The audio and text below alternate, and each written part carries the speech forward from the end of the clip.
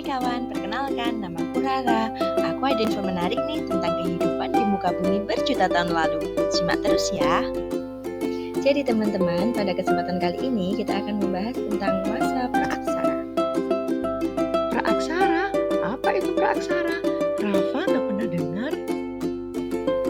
Jadi begini Rafa, masa praaksara itu merupakan masa ketika manusia belum mengenal tulisan sama sekali. Meskipun demikian, mereka sudah berhasil membuat kebudayaan dari batu dan logam. Sebelum masuk ke kehidupan masa praaksara, terlebih dahulu kita akan belajar tentang perkembangan bumi. Di awal perkembangannya, bumi memasuki masa arkaikum yang berlangsung sekitar 2,5 miliar tahun yang lalu. Pada saat itu, kulit bumi masih panas dan menyerupai gumpalan bola gas, sehingga belum ada kehidupan di bumi.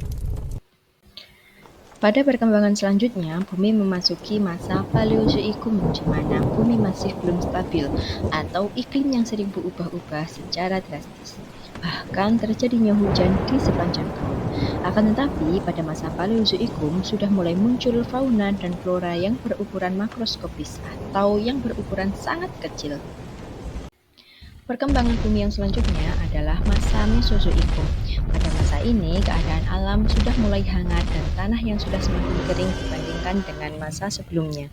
Masa Mesozoikum juga disebut sebagai zaman reptil-reptil besar atau zamannya dinosaurus. Akan tetapi, pada masa ini diakhiri dengan kepunahan massal yang menyebabkan hilangnya dinosaurus. Ada banyak teori yang menyebutkan alasan kenapa dinosaurus bisa punah dari muka bumi ini. Yang pertama adalah teori meteorit atau jatuhnya meteor ke bumi, dan teori vulkanisme atau terjadinya letusan gunung Merapi selama berbulan-bulan, sehingga menyebabkan berbagai perubahan di permukaan bumi yang berdampak pada dinosaurus.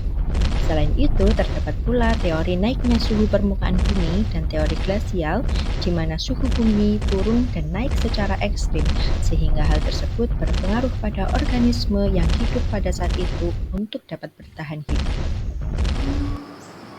Perkembangan bumi yang terakhir adalah masa Neozoikum. Pada masa Neozoikum terbagi menjadi dua periode besar, yaitu periode tersier dan periode kuarter.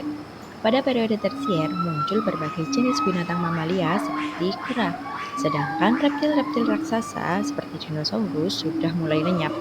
Kemudian periode kuarter mulai ada kehidupan manusia seperti sekarang.